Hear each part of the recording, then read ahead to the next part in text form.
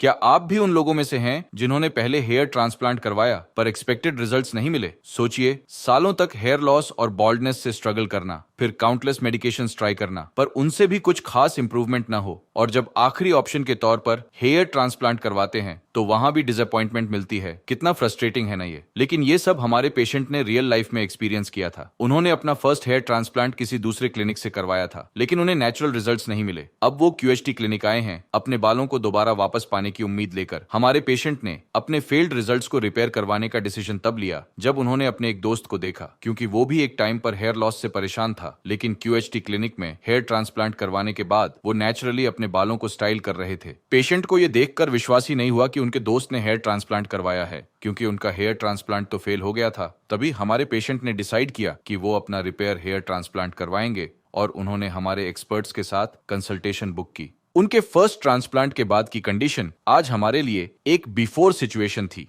Hairline patchy नजर आ रही थी। फ्रंटल टफ्ट में 4 लॉक ऑफ हेयर तो था, लेकिन रिमेनिंग स्कैल्प में फ्रंटल एरिया से लेकर क्राउन रीजन तक थिनिंग विजिबल थी। पॉजिटिव पार्ट यह था कि पेशेंट का डोनर एरिया अभी भी हेल्थी कंडीशन में था, जिस वजह से हमने उनका सेकंड सेशन कॉन्फिडेंटली प्लान किया। इस वीडियो में हम आपको पेशेंट के प्रोसीजर की सारी डिटेल्स दिखाएंगे, कैसे हमने उनका केस एनालाइज किया, कैसे सर्जरी प्लान की गई, और स्टेप बाय स्टेप उनका मंथली एक्सपीरियंस भी शेयर करेंगे। इसलिए वीडियो के एंड तक बने रहिए, क्योंकि इससे आपको पता चलेगा कि रिपेयर केस हेयर ट्रांसप्लांट के रिजल्ट्स कैसे होते हैं। अगर आप भी हमारे पेशेंट की तरह अपने फर्स्ट हेयर ट्रांसप्लांट से संतुष्ट नहीं हैं, तो आज ही हमारे एक्सपर्ट्स के साथ कंसल्टेशन बुक करें। स्कैल्प के डिटेल्ड एनालिसिस के बाद नेक्स्ट स्टेप था पेशेंट की हेयरलाइन डिजाइन करना। ये स्टेज हेयर ट्रांसप्लांट का सबसे क्रूशियल पार्ट होता है, क्योंकि इसी पर पेशेंट का फाइनल लुक डिपेंड करता है। हमारे एक्सपर्ट्स ने पेशेंट के फेशियल फीचर्स, एज और नेचुरल हेयर डायरेक्शन को ध्यान में रखते हुए एक बैलेंस्ड हेयरलाइन डिजाइन करी। पेशेंट की प्रीवियस हेयरलाइन जहां डिजाइन की गई थी, वही पॉइंट्स हमने केयरफुली मार्क किए, ताकि रिपेयर ट्रांसप्लांट में भी एक नेचुरल कंटिन्यूटी बनी रहे। इसके साथ ही डेंसिटी एनहांस करने के लिए फ्रंटल एरिया से लेकर क्राउन रीजन तक पूरे रेसिपिएंट एरिया को आउटलाइन किया गया। ये मार्किंग सर्जरी के दौरान एक रोड मैप की तरह काम करती है, जिससे हमारे सर्जन्स को अफेक्टेड एरिया का क्लियर विजन मिलता है। इसी रोड मैप की हेल्प से वो ग्राफ्ट प्लेसमेंट और डेंसिटी डिस्ट्रीब्यूशन को साइंटिफिकली प्लान करते हैं और procedure step by step execute करते हैं, ताकि फाइनल रिजल्ट नेचुरल और लॉन्ग लास्टिंग हो। स्कैल्प एनालिसिस और हेयरलाइन डिजाइन कंप्लीट होने के बाद पेशेंट को ओटी ऑपरेशन थिएटर में शिफ्ट किया गया। यहाँ सबसे पहला स्टेप था डोनर और रेसिपिएंट एरिया में लोकल एनेस्थीसिया इंजेक्ट करना, ताकि पूरा प्रोसीजर कंफर्टेबल और पेनलेस रहे। एनेस्थीसिया के बाद रेसिपिएंट एरिया में स्लिट्स क्रिएट किए गए। हेयरलाइन जोन में हमारे सर्जन्स ने क्लोज पैकिंग के साथ स्लिट्स को स्लाइटली इरेगुलर पैटर्न में बनाया, जिससे हेयरलाइन बिल्कुल नेचुरल लगे। फ्रंटल एरिया और मिड स्कैल्प में डेंसिटी की रिक्वायरमेंट के हिसाब से स्लट्स की स्पेसिंग प्लान की गई। क्राउन रीजन में जहां स्विरल नेचुरली बनता है, वहां स्लिट्स को डिफरेंट एंगल्स पर डिजाइन किया गया, ताकि मैक्सिमम कवरेज और वॉल्यूमिनस अपीयरेंस अचीव हो। इन प्री मेड स्लिट्स में सेफ डोनर जोन से एक्सट्रैक्टेड फॉलिकल्स केयरफुली इम्प्लांट किए गए। हेयरलाइन जोन में सिंगल और थिन हेयर फॉलिकल्स इम्प्लांट किए गए, ताकि एक सॉफ्ट और नेचुरल ट्रांजिशन मिले। फ्रंटल एरिया और मिड स्कैल्प में डबल और ट्रिपल हेयर फॉलिकल्स इम्प्लांट किए गए, जिससे डेंसिटी विजिबली इंक्रीज हो। क्राउन रीजन में भी सेम फॉलिकल्स को प्री प्लान्ड स्वर्ल पैटर्न के अकॉर्डिंग इम्प्लांट किया गया। इस केस में टोटल 4500 ग्राफ्ट्स इम्प्लांट किए गए थे, जिन्हें पेशेंट के सेफ डोनर जोन से एक्सट्रैक्ट किया गया था। हर ग्राफ्ट को साइंटिफिक डायरेक्शन और एंगल के साथ इम्प्लांट किया गया, ताकि ग्रोथ नेचुरल लगे। हेयर ट्रांसप्लांट के बाद पेशेंट ने कई बार क्लिनिक विजिट किया था। चलिए जानते हैं उनके फर्स्ट विजिट का एक्सपीरियंस। अगर आप भी पीआरपी थेरेपी करवाना चाहते हैं, तो आज ही कंसल्टेशन बुक करें। हेलो, मेरा नाम है नीलेश। एज है मेरी लगभग 29 कंप्लीट हो चुका हूँ मैं। अभी थर्ड पीआरपी है मेरी। ट्रांसप्लांट मेरा हुआ था 11 नवंबर 2024 को। उसके बाद फिर आज थर्ड पीआरपी लेने आया हूँ मैं क्यूएचटी क्लिनिक। जैसे कि ट्रांसप्लांट के लिए मैं आया था 11 नवंबर को, तो 3 दिन का प्रोसेस था, जिसमें से 2 दिन मेन थे। जहाँ भी ट्रांसप्लांट होना था बाल्ड कर दिया गया, उस एरिया को स्लिट्स बना दिए गए। फिर सेकेंड डे 12 नवंबर को डोनर एरिया से फॉलिकल्स निकाल के स्लिट्स में ट्रांसप्लांट कर दिए गए। और लास्ट डे थर्ड डे जो पीछे डोनर एरिया था उसकी पट्टी लगी हुई थी, उस पट्टी को हटा दिया गया। And after that I was allowed to go home. जैसे 13 नवंबर को डिस्चार्ज हो गया मैं। आफ्टर डिस्चार्ज जो स्टाफ था यहाँ का क्यूएचटी क्लिनिक का, उसने वर्बली भी बताया और एक पेपर में भी प्रिंटेड फॉर्म में प्रिकॉशंस लिख के दिए, क्या करना है क्या नहीं करना है। मेडिसिन तो 1 महीने तक शुरू नहीं हुई थी, उसके बाद फिर हैंड वॉश नहीं करना है, सर्जिकल कैप वियर करके रखना है, सलाइन वाटर स्प्रे करते रहना है कंटिन्यूस। इस तरह के काफ़ी प्रिकॉशंस है। खाने में क्या क्या खाना है क्या नहीं खाना है, पानी कितना पीना है, काफ़ी सारे प्रिकॉशंस थे, वो सभी टाइम टू टाइम मुझे बताया गया। और आफ्टर सर्जरी भी मोबाइल के थ्रू, व्हाट्सएप के थ्रू कोऑर्डिनेट करते रहे स्टाफ। फ्रंट की हेयर लाइन डिज़ाइन हुई थी, बीच में डेंसिटी जहाँ कम थी वहाँ डेंसिटी इंक्रीज की गई थी, हेयर लाइन भी अच्छे से डिज़ाइन की गई। और अभी जो मेरा ट्रांसप्लांट है 5 महीने हो चुके हैं मुझे अप्रॉक्स, और अभी तक का जो रिजल्ट है उससे मैं फुल्ली सेटिस्फाइड हूँ। जैसे ट्रांसप्लांट से पहले काफ़ी सारे इश्यूज फेस करता था मैं, हेयर थिनिंग, बाल्डनेस, और हेयर लाइन रिसीड होती जा रही थी। आफ्टर ट्रांसप्लांट मैंने देखा है कि जो टैबलेट्स रेगुलर चलती रही है, मिनॉक्सिडिल वगैरह जो सॉल्यूशन यूज़ करता रहा हूँ, उसकी वजह से जो प्रीवियस हेयर्स थे उनमें भी थिकनेस आई है, और उनका भी हेयर फॉल था वो काफ़ी हद तक कंट्रोल हुआ है। ऑलमोस्ट पूरी तरह से हेयर फॉल अब बिल्कुल नहीं होता है। जैसे बिफोर ट्रांसप्लांट बाल्ड एरिया ज़्यादा हो रहा था, क्राउन एरिया से स्किन विजिबल हो गई थी, उस वजह से कहीं भी जाना या कहीं भी घूमना, कैप वियर करना, ऐसी कंडीशन आ गई थी। अंडर कॉन्फिडेंट हो जाना, कहीं किसी पब्लिक गैदरिंग में खुद को लेस फील कराना, ये सारी चीज़ें होती थी। और आफ्टर ट्रांसप्लांट जब ये रिजल्ट आया तो एकदम पोल्स अपार्ट चीज़ें होने लगी, कॉन्फिडेंस बिल्ड हुआ, काफ़ी हद तक पब्लिक गैदरिंग में खुद को कॉन्फिडेंट पाने लगा। कैप वियर करना पूरी तरह से बंद हो गया। ऑल ओवर अगर मैं देखूँ तो पर्सनैलिटी वाइज काफ़ी अच्छा लुक मिला है, हेयर लाइन काफ़ी अच्छी डिज़ाइन हुई है, और मैं इस चीज़ से काफ़ी खुश हूँ। जैसे सर्जरी की बात करूँ तो जब सर्जरी हो रही थी उस वक्त ओटी का माहौल इतना अच्छा था, ऐसा फील ही नहीं हुआ कि सर्जरी हो रही है। उसी के अदर एंड पे अगर आप किसी अदर क्लिनिक में जाते हैं और वहाँ देखते हैं कि इतना सीरियस माहौल बना हुआ है, क्या करना है क्या नहीं करना है सब कुछ लिखा रहता है, पर यहाँ पे इतना कोई सीरियस माहौल नहीं था, एकदम लाइट माहौल था। सर्जरी के बीच में नाश्ता वगैरह भी हो जाता था, ये सब चीज़ें थी, और इतना कोई सीरियस माहौल नहीं था। स्टाफ बहुत ही कोऑपरेटिव था। सबसे अच्छी बात जो मुझे लगी, हाइजीन बहुत अच्छे से मेंटेन था। हर स्टाफ का हर आदमी सर्जिकल कैप और जो भी इक्विपमेंट्स रहते हैं वो सब पहने हुए था। सर्जिकल जैकेट वगैरह रहता था वो प्रॉपरली पहनाया गया, सारे मेटल्स के आइटम बाहर रखे गए। बहुत अच्छा एक्सपीरियंस रहा सर्जरी का। जैसे आफ्टर ट्रांसप्लांट की मैं बात करूं तो पीआरपी प्रोसेस रहती है, नॉर्मल मेडिसिन और मिनॉक्सिडिल तो चलता रहता है, पर पीआरपी जो एक है वो आपके हेयर ग्रोथ को बहुत ही रैपिडली बूस्ट करती है। PRP means platelets rich plasma blood लेते हैं आपके वेन से, जिसमें से सेंट्रीफ्यूगल मशीन में प्लाज्मा अलग कर लेते हैं और रेड पार्ट अलग कर लेते हैं। प्लाज्मा जो रहता है वो भी उसको मशीन में इंजेक्ट करके डायरेक्ट स्काल्प में इंजेक्ट करते हैं। जो प्लाज्मा रहता है वही मेन फैक्टर है ग्रोथ के लिए। और टाइम की बात करूं यहाँ पे तो पीआरपी में बहुत नॉर्मल सा टाइम लगता है, 10-12 मिनट में पीआरपी कंप्लीट हो जाती है। और पेन भी बहुत ही नॉर्मल, पेन तो बिल्कुल ही नॉर्मल होता है। और एडवांस्ड इक्विपमेंट्स हैं, इन्फेक्शन वगैरह का कोई चांस नहीं है, हाइजीन एकदम टॉप नॉच का मेंटेन रहता है। और 2 पीआरपी में ले चुका हूँ, ये 3rd पीआरपी है मेरी। तीनों पीआरपी का सेम एक्सपीरियंस रहा है, कम टाइम, अच्छी क्वालिटी। जैसे मैंने नवंबर में ट्रांसप्लांट कराया था, अभी अप्रैल चल रहा है, ऑलमोस्ट मुझे 5 महीने हो गए हैं। ये मेरे ट्रांसप्लांट आफ्टर ट्रांसप्लांट की 5 महीने की जर्नी थी। इसके बाद मैं अभी नेक्स्ट टाइम पीआरपी के लिए आऊँगा तब आपसे मिलूंगा। तब तक के लिए थैंक यू।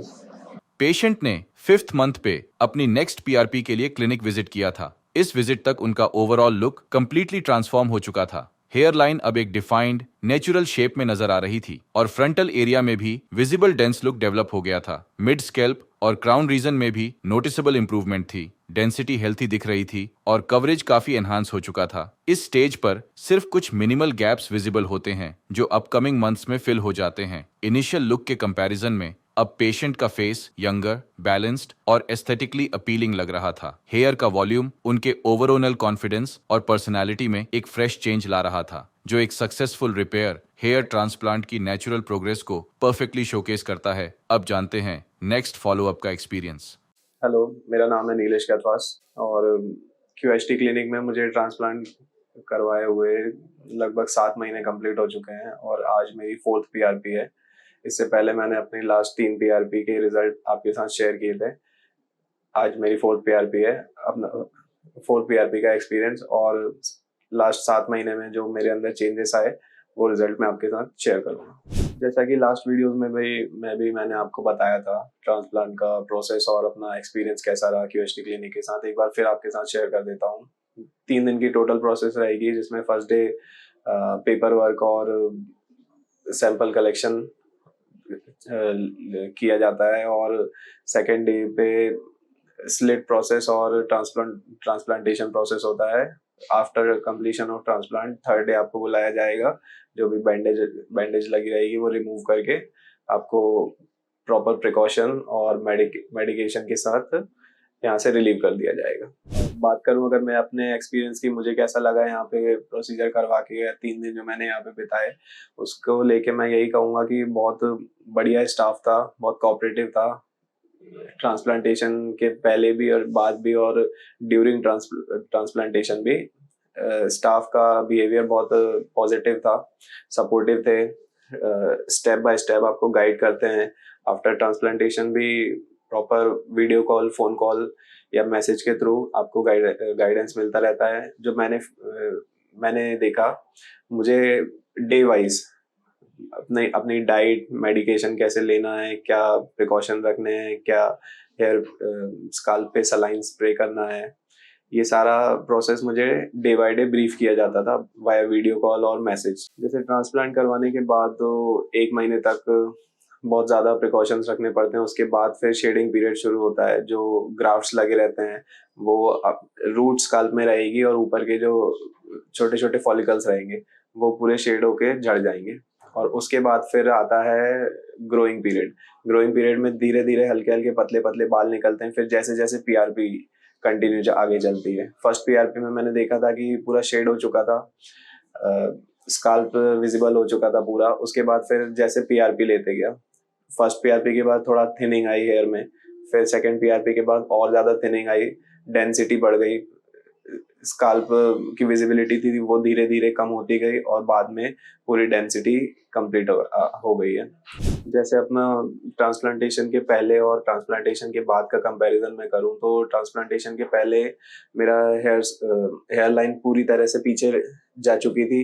आगे बिल्कुल भी बाल नहीं थे, पूरा स्काल्प विजिबल हो चुका था। क्राउन एरिया जिसे टॉप का एरिया कहते हैं वो भी पूरी तरह से विजिबल हो चुका था। हेयर बहुत ही ज्यादा थिन हो चुके थे और मैक्सिमम तो झड़ चुके थे।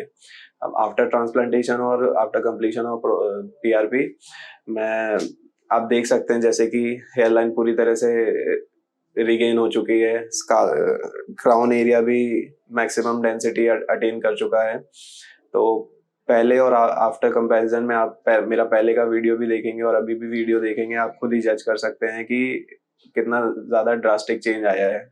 और इसे ये एक बहुत पॉजिटिव रिजल्ट है। जैसे कि बिफोर ट्रांसप्लांटेशन बाल कम हो गए थे, उस वजह से पर्सनैलिटी भी वीक फील करता था मैं पब्लिक गैदरिंग में या किसी अपने फ्रेंड सर्कल में। आफ्टर ट्रांसप्लांटेशन में अपने आप को कॉन्फिडेंट फील करता हूँ, खुद को प्रेजेंट करने में एकदम कॉन्फिडेंट हूँ, चाहे वो फैमिली गैदरिंग हो, पब्लिक गैदरिंग हो या फिर फ्रेंड सर्कल ही क्यों ना हो।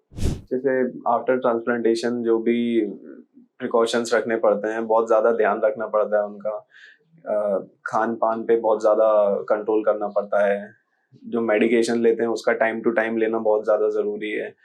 आपको ट्रांसप्लांटेशन के बाद एक सलाइन स्प्रे दिया जाएगा जो कि कंटिन्यूअस आपके स्काल्प पे स्प्रे करना है, जो कि आपको ईचिंग और बैक्टीरिया जो आफ्टर प्रोसीजर पनप सकते हैं, उनको प्रिवेंट करता है।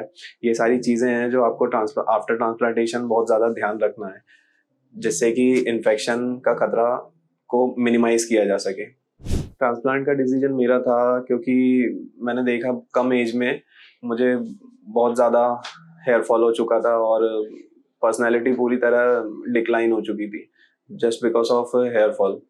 और QHT ही मैंने इसलिए चुना क्योंकि QHT क्लिनिक के बारे में मैंने पहले भी बहुत सुन रखा था। मेरे साथ वालों ने, मेरे कलीग्स ने QHT को रेफ़र किया मुझे, और वो खुद यहाँ से ट्रांसप्लांटेशन करवा चुके हैं, तो उनका कहना ज़्यादा इफेक्टिव था, जिससे कि मैंने QHT ही चुना और मेरा चुना गया बहुत ज़्यादा सही रहा और मैं अपने रिजल्ट से सेटिस्फाइड हूँ।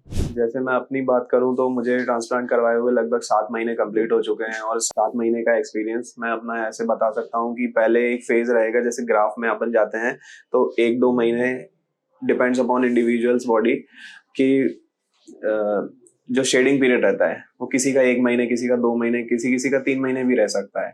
पर जनरली मेरे अंदर भी ये डर आया था कि क्या पूरे बाल तो झड़े जा रहे हैं, जितने लगे थे ट्रांसप्लांट हुए थे पूरा क्लियर हो गया है, क्या पता आएंगे नहीं आएंगे। पर एक सपोर्ट रहा क्लिनिक की तरफ से, QHT की तरफ से, कि एक तो मोरली सपोर्ट, दूसरा मेडिकेशन, तीसरा टाइम टू टाइम कंसल्टेशन, जैसा मैंने बताया व्हाट्सएप या वीडियो कॉल के थ्रू कंसल्ट करते रहते थे, तो एकदम पॉजिटिवली आपको बूस्ट करके रखते हैं और आपको बेस्ट रिजल्ट देने की तरफ आगे बढ़ाते रहते हैं। जैसे मैं आपको अपनी पुरानी फोटो दिखाऊं तो ये है मेरी पुरानी फोटो, और आप देख सकते हैं इस फोटो में और अभी मेरी करंट सिचुएशन में कितना चेंज आया है, और एक बहुत ही पॉजिटिव चेंज आया है। ये पॉसिबल हो पाया है QHT क्लिनिक के एक तो सर्जरी, ऊपर से second point is precaution, medication, and third is PRP। ये पूरा कंबाइंडली रूप से एक पैकेज की वजह से मेरा इतना पॉजिटिव रिजल्ट आ पाया है। जैसे मैं अपनी बात करूं तो मैं तो कंप्लीटली सेटिस्फाइड हूं QHT क्लिनिक से, और कभी मुझे मौका मिलेगा तो मैं जो प्रॉब्लम मैंने फेस की, अगर कोई मुझे ऐसा मिला जो सेम प्रॉब्लम फेस कर रहा है, तो मैं उसको QHT क्लिनिक प्रेफर करूंगा। आज मैं QHT क्लिनिक आया था अपनी 4th PRP कराने। 4th PRP के लिए पहले तो ब्लड सैंपल कलेक्ट किया। हर PRP का सेम प्रोसीजर होता है, ब्लड सैंपल कलेक्शन, प्लाज्मा का डिटेक्शन, सेपरेशन, और फिर plasma injection into your scalp. Procedure बहुत ही स्मूथ था, थोड़ा टाइम कंज्यूमिंग था, but procedure was very good. And overall 4th PRP मुझे काफ़ी अच्छा एक्सपीरियंस रहा, और ये था मेरी अब तक की जर्नी 7 महीने आफ्टर ट्रांसप्लांटेशन। तो अगली बार भी मैं मिलूंगा आपसे नेक्स्ट वीडियो में, तब तक के लिए थैंक यू।